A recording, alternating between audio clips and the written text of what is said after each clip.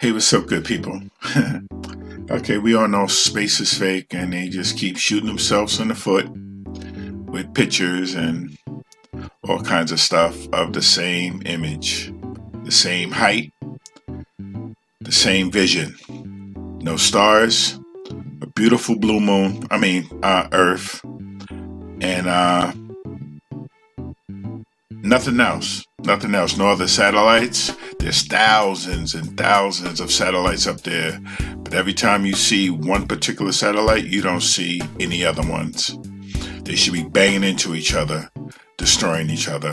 Earth is not that big, as you can see.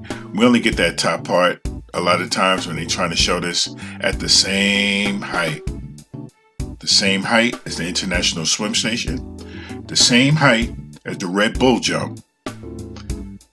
You know, even the same height as the amateur weather balloons without a fisheye lens.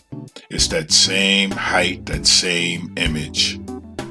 And, yeah. But what about the 72% of water that is on the earth? How the hell does this thing land in somebody's yard in Michigan?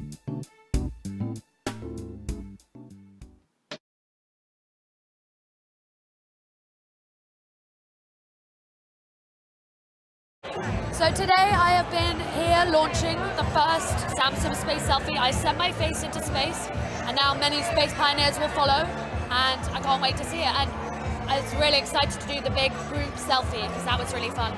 You know, I wanted my little Ellen DeGeneres moment, so hopefully it's definitely a bigger selfie, that's for sure. Samsung's ethos is do what you can't, and this is everything do what you can't. Who would have imagined that you can have your selfie in space?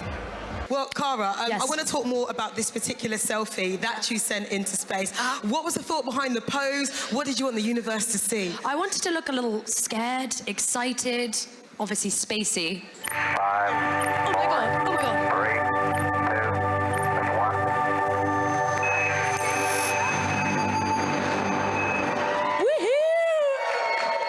Can you see the scared look in my eyes? Like, oh my god, am I really in space? Isn't that cool? So, I have an idea. To commemorate this moment, we're gonna do kind of like a Ellen DeGeneres style big ass selfie and send that into space. Is everyone into that? There we go.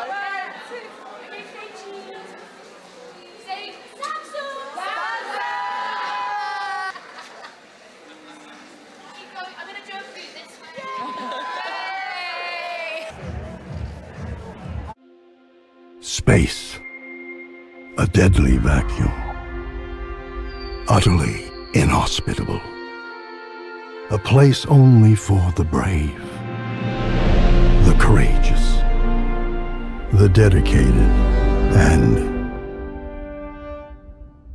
cats, and these people, and the man with a beard.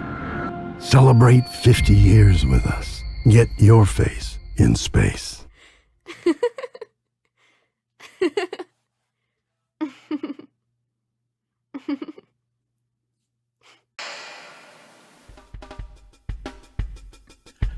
Be mindful of how the fisheye lens work and how it makes objects and things appear as they are not.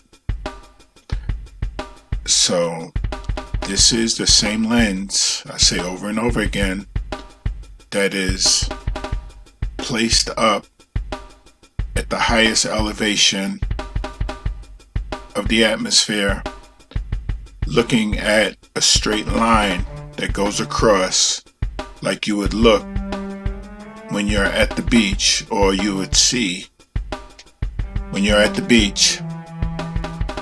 When you look side to side, this lens curves that. It curves it on sea level, and it curves it in the air, and it curves it at the highest elevation. Granted, we've only pretty much seen 128,000 feet, So when it's curving it like that, it is making a flat plane look curved. And that is your supposed image of Earth, as you can see here. And when I did my water experiment in Boston, that was 23 miles. I was able to see a lighthouse. Now with this curve, do you think I would have been able to see that lighthouse? So don't get the fisheye lens image of the ball Earth mixed up with what you see in real life. Welcome back to GMA. It was a near miss for a Michigan couple when a pseudo-satellite plunged to Earth on their property. ABC's Trevor Alt is here to explain. Trevor, good morning. Good morning, Whit. Quite a find for this Michigan couple. They stepped out of their home to find this Samsung space tech that had crash landed but seemed to still be functioning in their front yard. You could call it out of this world. It's certainly out of place. This baby fell out of the sky and landed in our yard. This weekend, a Michigan couple heard a crash outside their home and discovered this, a piece of Samsung space debris descended from miles above. And it's still going and flashing.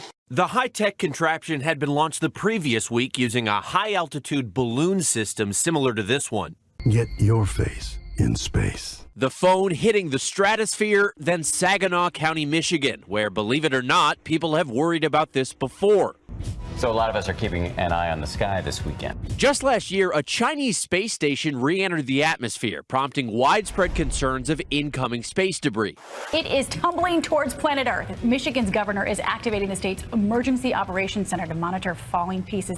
That space station ultimately hit the Pacific, which happens frequently with falling space junk. NOAA says a few hundred pieces of debris re-enter the atmosphere every year, the vast majority of it burning up or landing in the ocean. But this case was a bit different in that Samsung wanted their balloon to come back down. It just got away from them. The company saying in a statement, weather conditions resulted in an early soft landing in a selected rural area. The gear has since been retrieved and nobody was hurt. The family thankful it landed in their yard and not elsewhere. Thank God there's no horses out or it didn't hit the house.